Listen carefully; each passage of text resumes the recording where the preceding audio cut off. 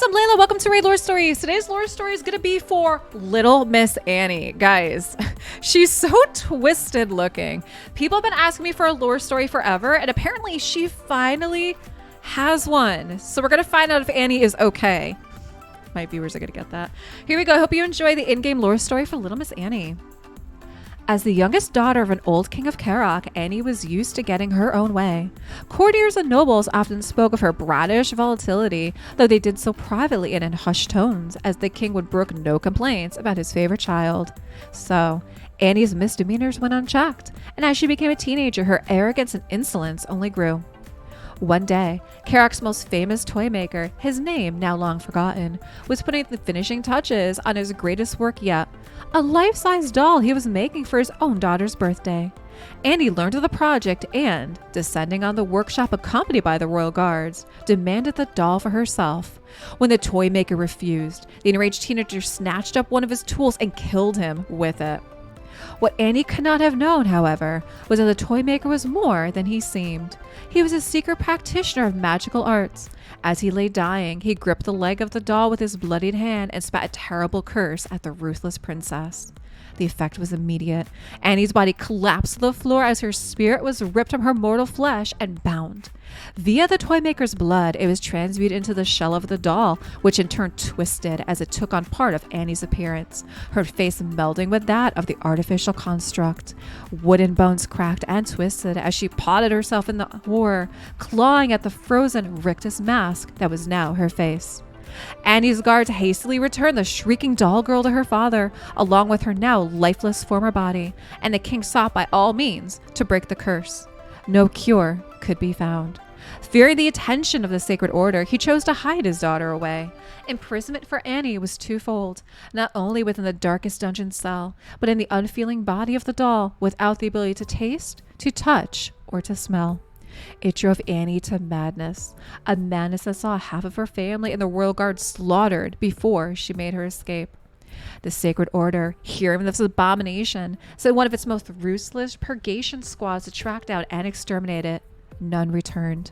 Legend has it that Annie made skin puppets from their remains. It is perhaps no surprise that the tale of Annie has become one of the most infamous bedtime stories in all of Anhalt. Wayward children from Frostheim to Aravia are reminded of the curse that befell the girl who would not listen to her parents and wards, who was arrogant, greedy, and vengeful, rather than dutiful and merciful. Annie, Princess of Karak, became Little Miss Annie, to most a bedtime ghoul, and little more. But there are those who know that Annie's tale is no mere story, especially those who have dealings with the undead. Little Miss Annie did indeed escape her father's castle, and it did indeed destroy those who pursued her. Ever since, she has continued to seek out a way to break her curse, a way to end the unfeeling, stultifying existence forced upon her. Down the centuries, her cruel demeanor has become even more marked, turning into a bitter, twisted creature who takes what she wants and expects every demand to be met. One whose only true delight is in the suffering of others. Rightly believing the magic that infuses her is tied to the dark arts of necromancy, Annie suffers from the kinship of other undead only insomuch as she bullies them or forces them to aid her machinations, caring not if they're vampires, restless spirits, white lords, or necromancers. She has discovered that despite being entrapped in an artificial construct, she is still able to learn and practice dark, arcane spells. Her greatest delight was when she mastered the ability to raise the dead.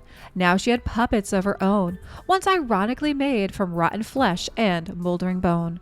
Turning all those who defied her into deathly dolls, dancing in the ends of her necromantic strings became a goal almost as central to her being as breaking the curse.